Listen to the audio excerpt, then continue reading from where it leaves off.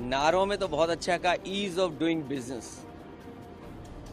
Ease of doing business नहीं है, यहाँ ईज ऑफ डूइंग करप्शन है, ईज ऑफ डूइंग क्राइम है, ईज ऑफ डूइंग इंसल्ट है, ईज ऑफ डूइंग कमीशन है।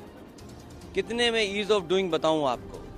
इन्होंने कारोबार रोका है, अपने लोगों को लाभ देने के चक्कर में न केवल प्रदेश का बल्कि भारत का कारोबार उद्योग ठप हो गया है।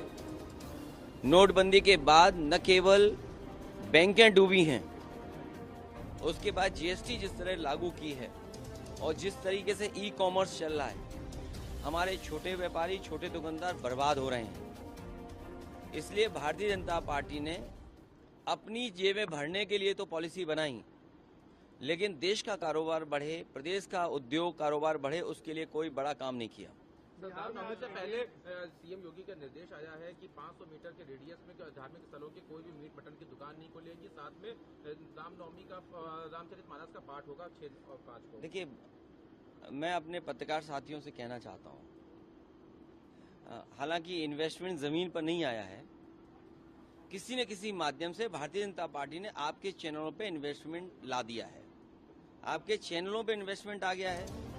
लेकिन कोविड के बाद से आपका वेतन अभी तक नहीं बढ़ा है। अगर आप में से किसी का भी वेतन बढ़ा हो तो बता दो आप। लेकिन आपके चैनलों पे इन्वेस्टमेंट आ गया है। इस प्रदेश की बुनियादी जो समस्या है कि बिजली की है, महंगी बिजली है, यहाँ कारोबार नहीं हो रहा, नौकरी नहीं मिल रही, रोजगार नहीं है।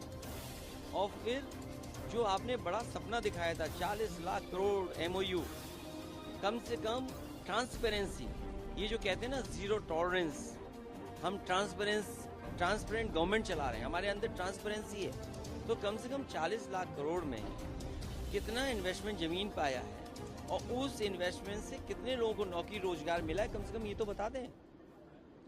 इसलिए इस सरकार की जो नीयत है, जो मंशा है, जो उनका फोकस है, जो उनकी स्ट्रेटेजी है, वो ये है कि बुनियादी सवाल न पूछे जाएं, बुनियादी सवालों पर चर्चा न हो।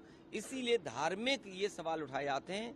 और सच्चाई ये है, कोई भी कपड़े पहनने से योगी नहीं बन जाता है, कोई भी वस्त्र पहनने से योगी नहीं बन जाता है।